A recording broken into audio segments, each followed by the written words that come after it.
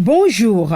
Sont libérés de leur allégeance à l'égard de la France les Français dont les noms suivent Karim Meïssa Wade, né le 1er septembre 1968 à Paris, la publication au journal officiel de la République française de ce décret officialisant la perte de la nationalité française de Karim Wade fait la une de plusieurs quotidiens sénégalais. En effet, le candidat Thierno Alassane Sall a introduit un recours au Conseil constitutionnel demandant l'invalidation de la candidature de Karim Wade pour cause de double nationalité sénégalaise et française, alors que la Constitution postule que tout candidat à la présidence de la République doit être exclusivement de nationalité sénégalaise. Karim se joue de tout le monde, affiche à la une Walfadjri Quotidien qui note que Karim a renoncé à la dernière minute à sa nationalité française qui n'a été signée que le 16 janvier dernier par le ministre de l'Intérieur français et contresigné par le tout nouveau Premier ministre Gabriel Attal, alors que le Conseil constitutionnel a validé sa candidature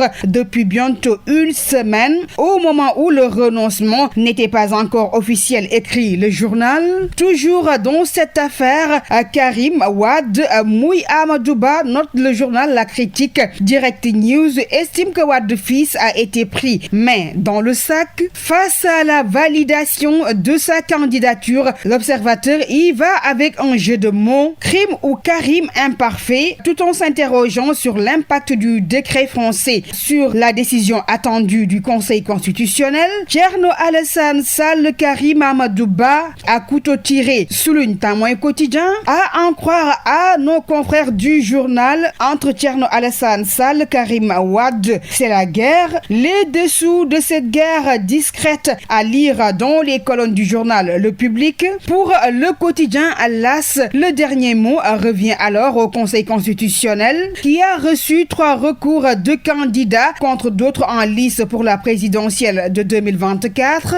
Ainsi, à l'issue des 48 heures consacrées à la réception des réclamations, la juridiction va étudier dans les 2 jours suivants les dossiers avant de rendre publique la liste définitive, dit le journal qui barrasse à une. Parole aux 7 sages. La machine s'emballe, s'exclame l'enquête. En attendant la bataille des programmes, les candidats se livrent à un combat épique sur fond de contentieux des listes électorales devant le Conseil constitutionnel, alors que Thierno Alassane Sall tente de minimiser Karim pour cogner directement sur le Premier ministre Amadouba, qu'il accuse d'être derrière. Pendant ce temps, Ousmane Sonko, lui, recadre les recalés et entre autres encagoulés qui utilisent son nom sans consentement, écrit la même publication. Dans Les Échos et l'Informateur, Ousmane Sonko s'en débarque totalement. Lettre des 44 candidats recalés adressée à Macky pour intervenir dans l'affaire des parrainages. 24 heures informe que Ousmane Sonko n'a jamais été informé, ce que semble refuter catégoriquement la thèse avancée